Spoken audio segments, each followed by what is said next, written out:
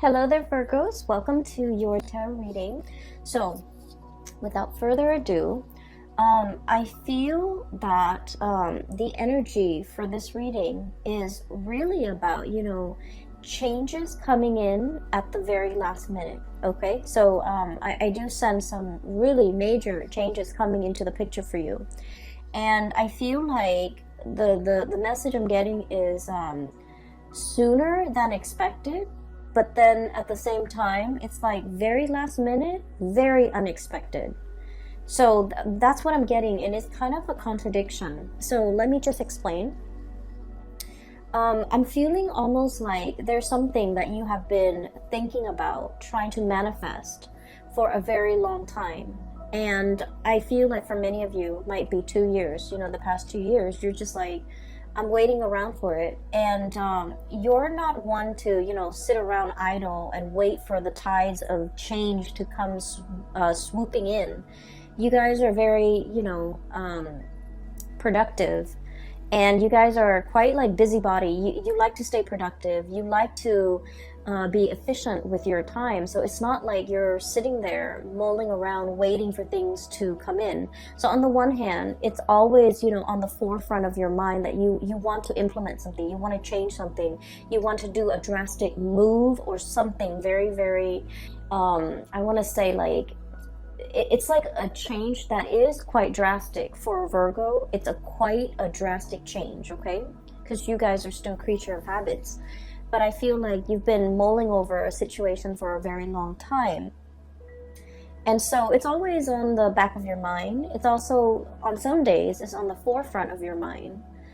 And so I feel like you've been waiting for the opportunity or the chance encounter or something to manifest itself. And so I feel like even though you've been waiting for it for a long time, the way that it comes in, it's like when you've given up hope or when you just like kind of clear it or maybe even move it from the forefront of your mind into the back of your mind and focus on other things and, finding enjoyment and still moving on with your life. That's when this major drastic change is going to come in. And so it's coming in at a very, I want to say opportune moment, but also very unexpectedly. Okay, so that's what I'm seeing. I saw 2 images for you, and I feel like the first image is definitely in relations to your love life.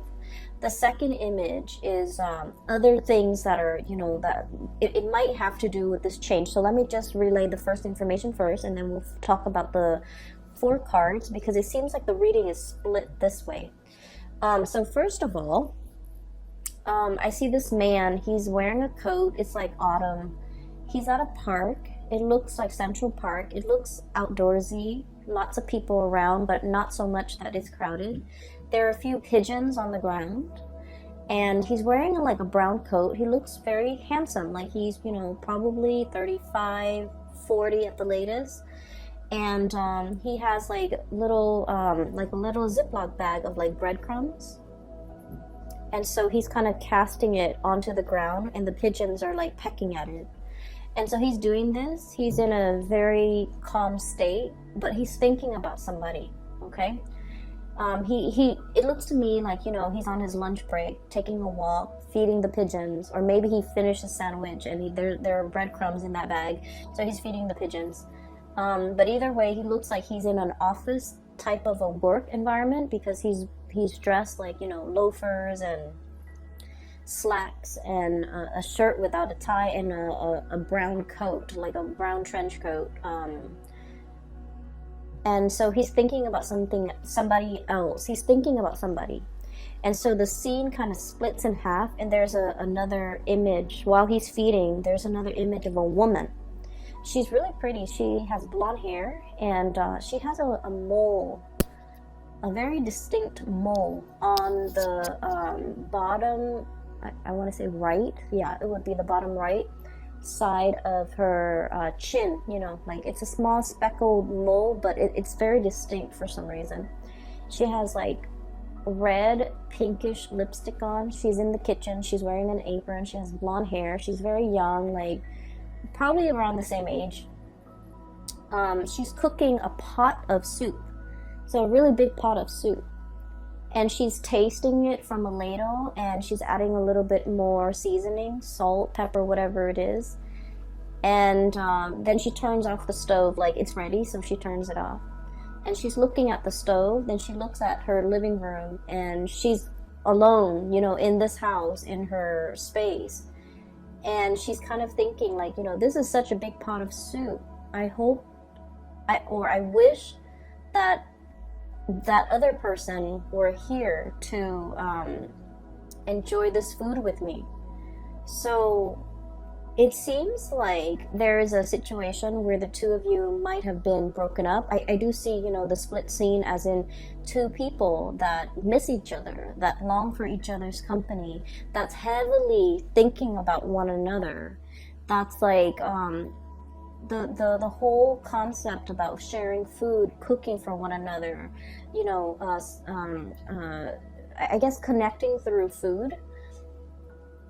It seems very nurturing. It seems like it might have been a relationship where there's a lot of community, there's a lot of caring, there's a lot of tenderness, there's a lot of like, you know, mutual affection, and you know, it's not like you wouldn't eat and cook for somebody you don't like, right?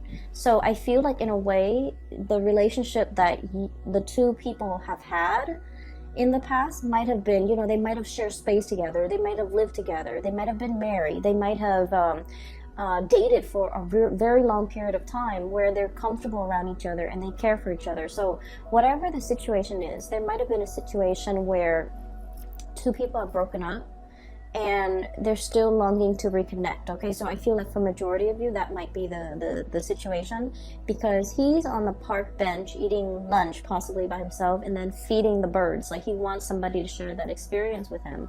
And then she's cooking this big pot of soup and she's alone in the house, and she's thinking like, I wish that person were here to share this soup with me. So it makes me feel a little bit sad, but at the same time, I just feel like both people are very content. You know, they're going through the motions, they're still able to take care of themselves. So even if it was like a breakup or a situation where one person is no longer in the other person's life goes on. Like two people are still resuming their life. They miss each other once in a while. They're nostalgic for the past, and they miss that sense of companionship, I feel. There's definitely a sense of like, yeah, companionship. But you know, life goes on. No one is heartbroken and devastated and unable to function. Both parties are still able to function. Give me just 1 second, I apologize. Sorry about that. I was making tea and the water boiled, so I had to turn it off. Going back to that image that I saw, I feel for many of you, the fact that these two people are, you know, in different places, like there might be like geographical distance, and the fact that they're heavily thinking about each other denotes to me like a really strong soul connection. Okay, and it's depicted here. I have the Two of Cups. This is the sense of companionship. Okay.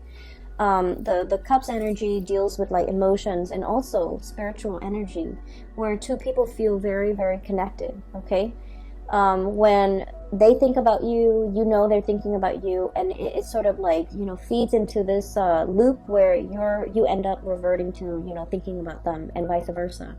So it's a situation where two people are very, very deeply connected, really care about each other. There might be great compatibility as well. Really great compatibility between two people. So for you, especially if you're in a long distance relationship, I feel like there is an immense sense of longing, wanting to be together, wanting to connect, wanting to, you know, share the experience with another person. And then I also feel for others, there might have been a situation where it's like distance, like admiring somebody from a distance is what I'm seeing. I have here the Hermit, and the Hermit is a lonesome card. It doesn't mean loneliness. It seems to me like some type of remote viewing. some type of like distance associated with you and another person. And this combination, the Hermit and the Nine of Pentacles, admiring somebody from afar, admiring somebody's beauty, admiring the way that they look, and yet being so shy or so hesitant about letting them know how you feel about them. Okay, so if you're geographically distant from the person that is, you know, really occupying a lot of your thoughts, and you're thinking heavily about them, I feel like they are definitely also thinking about you. And then I also feel, you know, with Virgos are deeply shy by nature. And so I do sense that some of you might have somebody that you're really admiring from afar. You know, you're like wanting to touch them, wanting to talk to them, wanting to communicate, wanting to really tell them how you feel. But in a way, your feelings for this person scares you. You like to be in control of your emotions. You're also very rational. And I mentioned this before, but Virgoing people don't fall in love. Like, love at first sight is not a thing for you guys. You can date somebody for a very long time, but if you haven't, you know, made up in your mind that you're in love with this person, you might never fall in love with the person. So I feel like, you know, you're very sensible and just like even keel and level-headed when it comes to relationships, when it comes to love, when it comes to emotional expression. And so I feel like you're feeling this wave of emotions overcoming you, and you kind of, you know, shrug it off or cast it aside, and you're like, that's not rational. I barely know this person. It's not rational, you know, to like be head over heels and fall in love with someone when I barely know them. So I feel like you have someone that you're really admiring. You really like this person. They're very independent. I'm getting a feeling of like somebody who might be, let me see, like somebody who's quite exotic, who you know,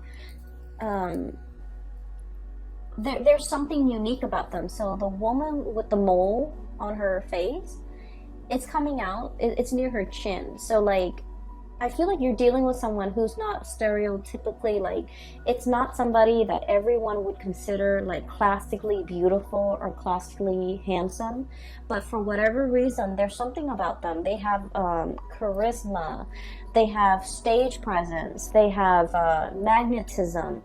There's something that makes them very unique, and other people cannot help but stare at them twice.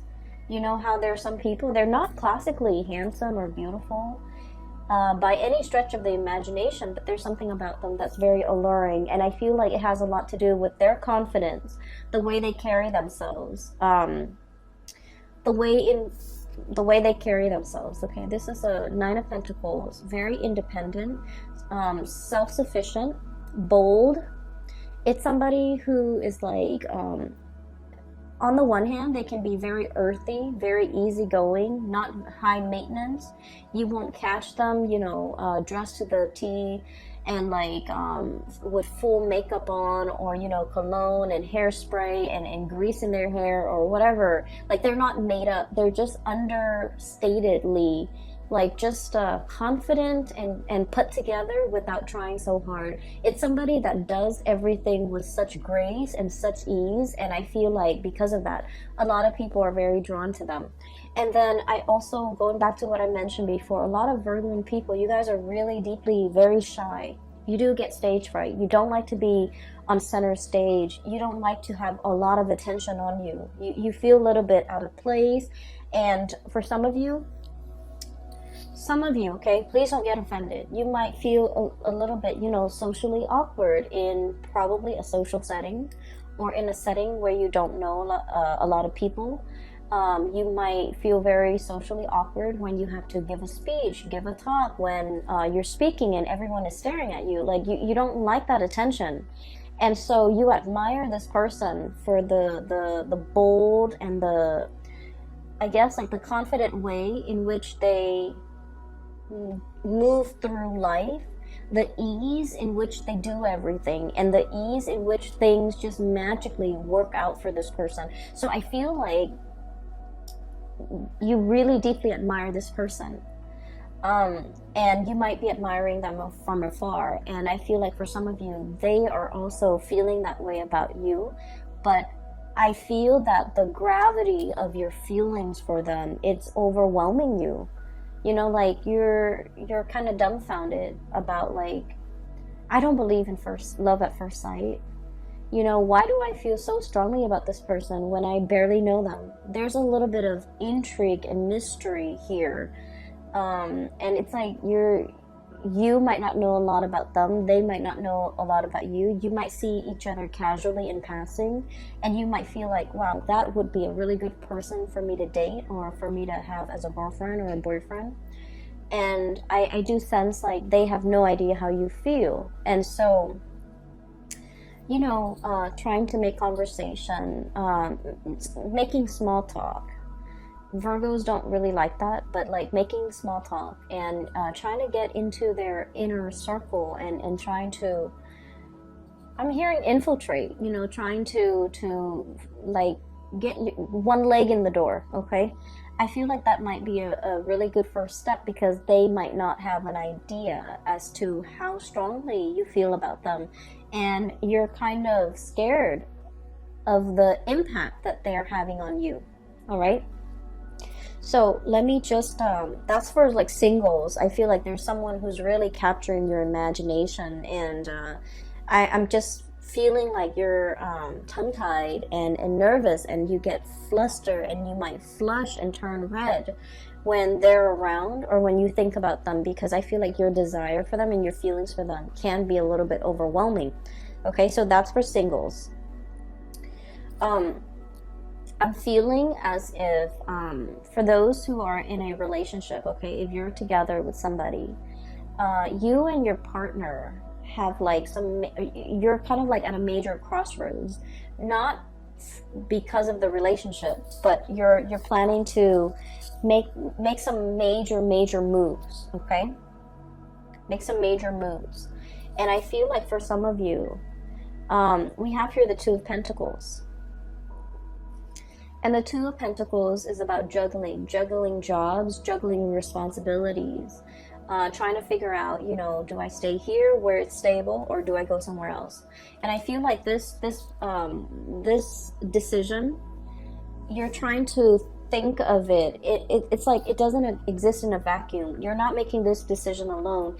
There's inputs from your partner. There's considerations from your partner that's like coming into the picture. And so like you're trying to make all the pieces fit, okay? And that's going to become a little bit more apparent when I talk about the next image that I see. Make all the picture of like the pieces fit together so that you can, you know, implement some type of a plan. So there's a lot of mulling over. There's a lot of communication. And then I also feel as well, there's a sense of like temptation, okay? You might be in one relationship and you're captivated by another person, okay? I'm seeing a lot of like earth and water. So like another earth sign, Virgo, Taurus, Capricorn, and water sign, Pisces, Cancer, Scorpio. So you might be in a relationship with one of those signs, and then you're like fascinated or interested in another person, okay? And so you're trying to, you know, figure out what course of action to take, what you should do. Do I stay in this relationship or do I jump into another relationship? So I feel like there's a lot of relationship energy, really occupying a lot of your mind space, okay? And you know, you're very good at compartmentalizing. You know, when you're at work, you put on your work hat, and then everything else that's not work related kind of falls away. And then when the work day is over, you take off that hat and then you go home, and that's when you think about all the other areas of your life. So you're very able to compartmentalize. But I do feel there's relationships, thoughts of relationship, decisions about relationships and things like that might be occupying the majority of your time for this month.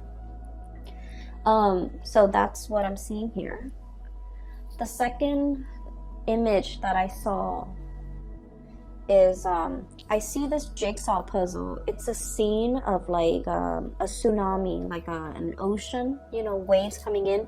Not like a giant tidal wave, but it looks almost like those Japanese, you know, pictures of like tsunamis, like ocean waves. Okay, it's a jigsaw puzzle. It's incomplete. The edges are already filled in, but the pieces are missing from the inside. And so I see somebody's hand putting the pieces together.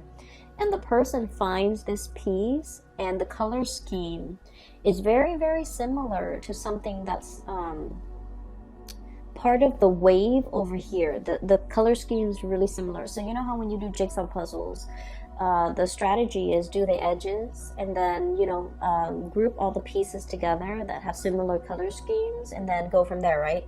So that's the way I feel like a systematic Virgo's mind would work. Like pieces should fit together. And so the hand holds up, and I think it's a guy's hand, it's a man's hand, and he finds this piece and he's like, oh, it's going here. And then he tries to fit it in, rotates it doesn't fit. And he's all like, but it has to, the colors are so similar. And so he puts it down, and he was like, maybe there's something wrong with the laser that were used to cut the pieces. So he starts, you know, turns his hand into a fist and starts like pounding on it to make sure it fits. But sure enough, it doesn't fit. And so he puts it aside, and you see it in fast motion where he finds pieces and everything's filled in, and at the very end there's one piece missing. And then he goes, oh, that piece that I put aside, now it goes here. And then the scene just kind of cuts out. So what I'm seeing here, like I mentioned before, you know, there's a time and a place for everything. And everything works when it's supposed to, and everything falls into place when it's supposed to.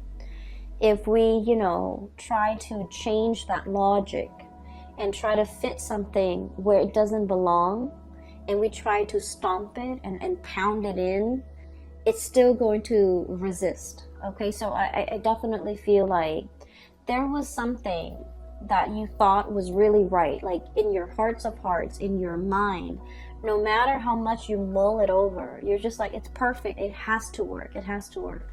And for some reason, it didn't work.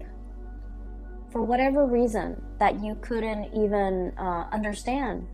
I guess that reason was never shown to you, and even till now, you know, whenever that situation happened in your life, even now, you're still perplexed about it. And you're just like, well, it didn't work in the past, you know, and I don't know why it didn't work.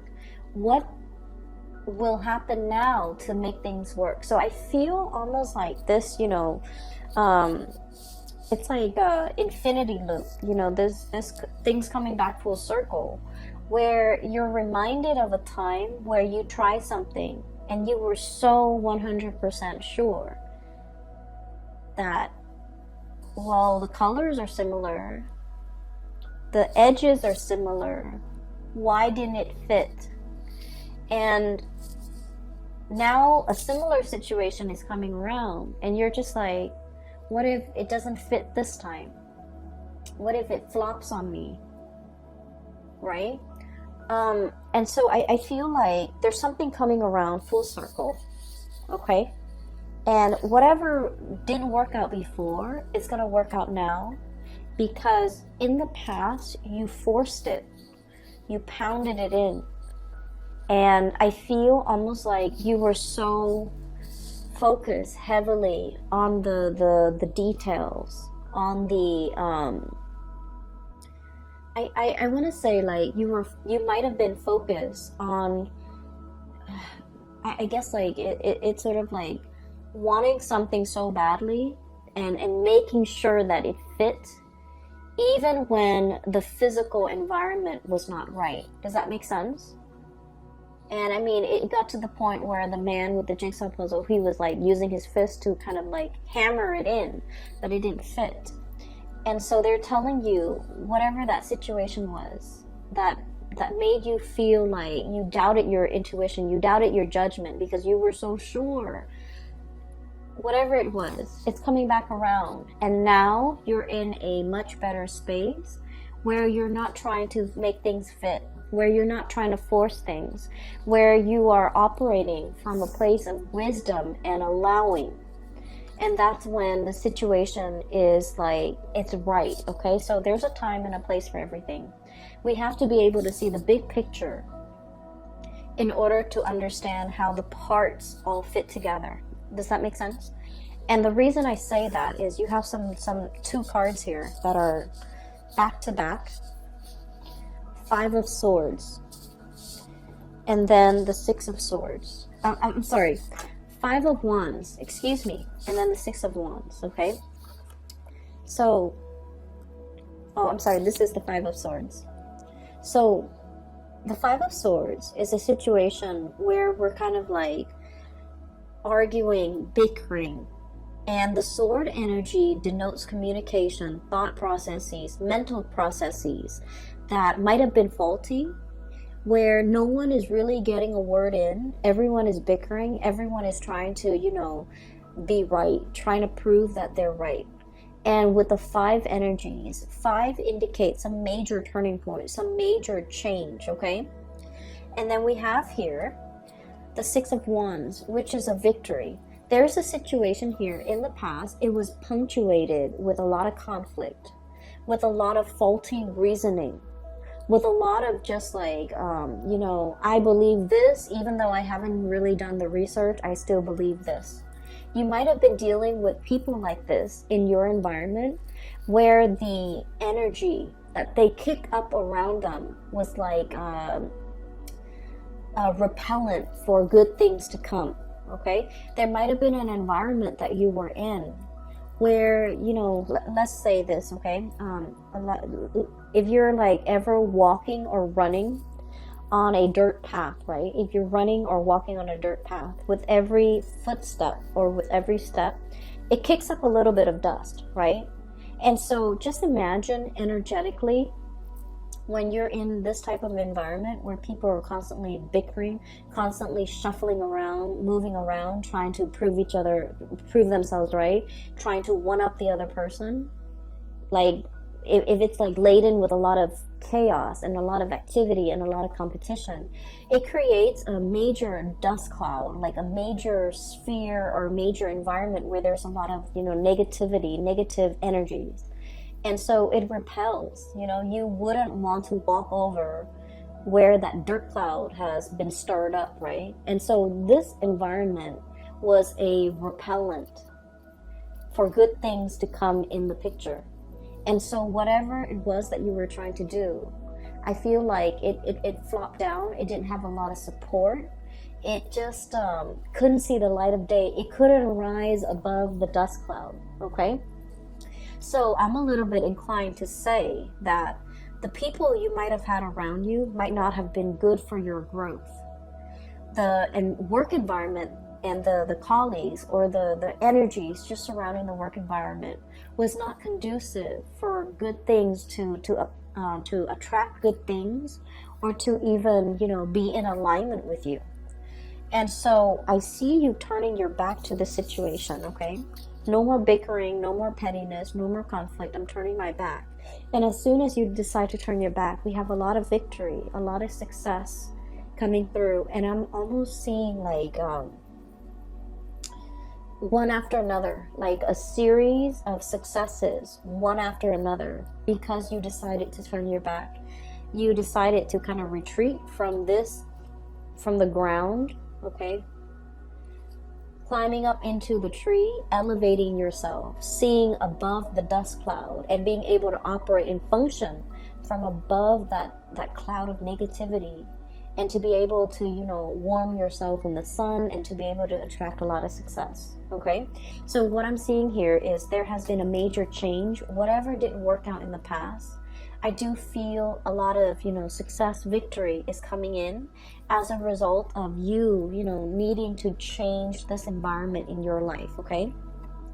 There's some major news associated with it as well. We have here the Page of Swords, and the page energies are snippets and messages coming through And I do feel like resolution, okay, like a wanting to make a decision but not having all the information, waiting on communication from another source so that you can decide which option to go with. Okay, so I do feel for many of you there's some major swift communication coming through this month in order to splice through that dust cloud and to be able to let things settle, and for you to decide on major changes in your life. Okay, and what I'm seeing as well for many of you, this is like leaving troublesome friendships, colleagues, petty people, I would say. Argumentative, petty people, people who are just like, you know, what's funny is I don't see gossip and slander and things like that. I don't see that in here. I just feel with this Five of Swords, it's like people who constantly want to be right, who have their daily agenda is just wanting to prove themselves right, wanting to show other people how smart they are, and things like that. Okay, so I feel like, you know, you're turning your back away from this. And you might at this point in your life, no longer feeding into this, no longer interested, like you're just disinterested in what's over here because you're seeing the bigger picture. You're looking at things from a higher vantage point, and you're leaving these mortals to squabbles amongst themselves because you're just disinterested. You're disengaging, and you're distancing yourself. And with the Hermit, it basically spells out to me like a sense of enlightenment, okay? Not being bogged down with the material things that at the end of the day don't really matter, but operating from a higher vantage point, okay?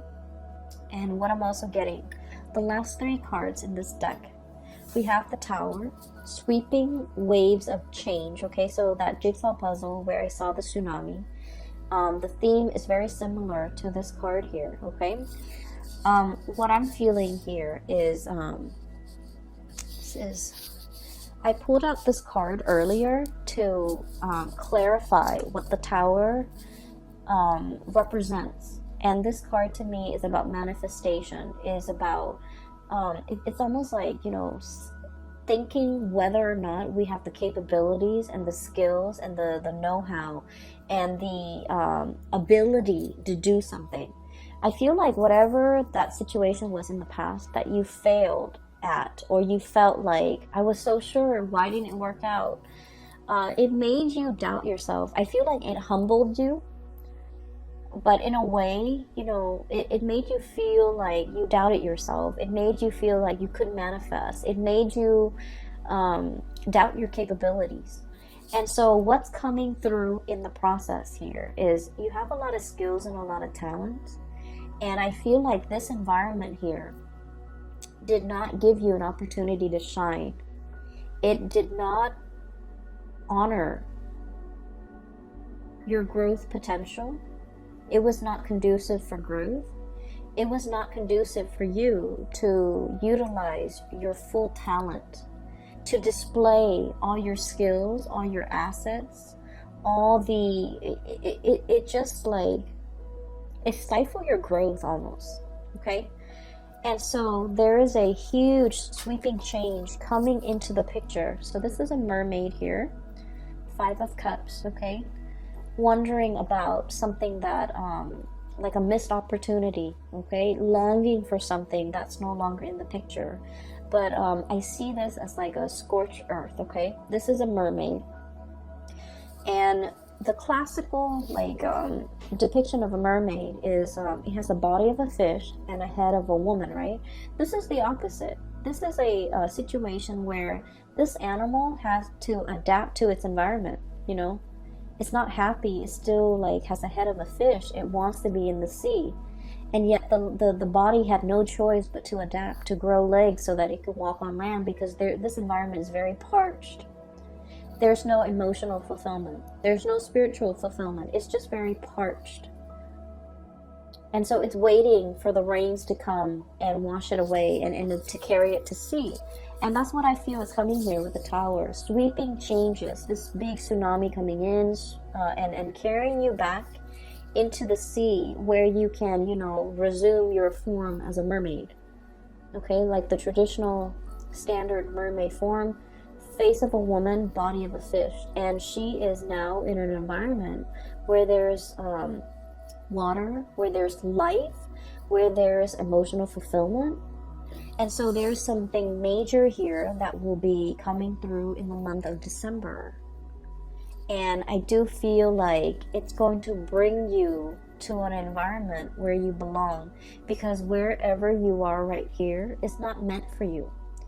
It's there's no growth potential. There's a lot of dryness, and I'm seeing like, you know, just like it's an environment that's very dry. So for many of you, you might be changing jobs. You might be moving from a really dry, arid environment like the desert to a place that's in the tropics, that's by the sea, that's a lot more, I want to say, like, it's just a lot more conducive for growth, okay?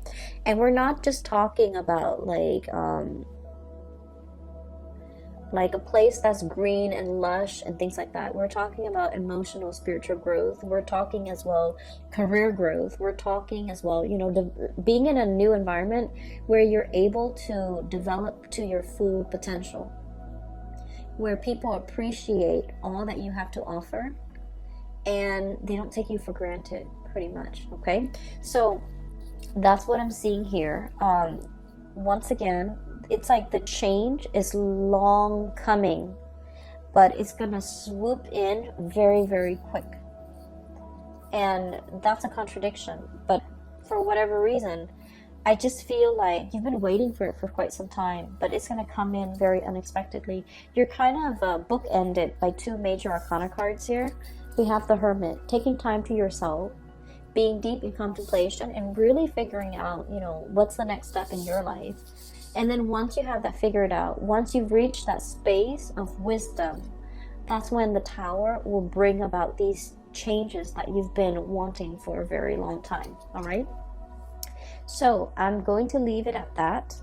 I do wish you all the best for the month of December. Once again, I apologize for the delay with this reading. I hope it finds you well still, and I hope it is relevant and applicable and might be helpful for you this month, okay? I will be back next month. I will talk to you later, Virgos. Take care of yourself.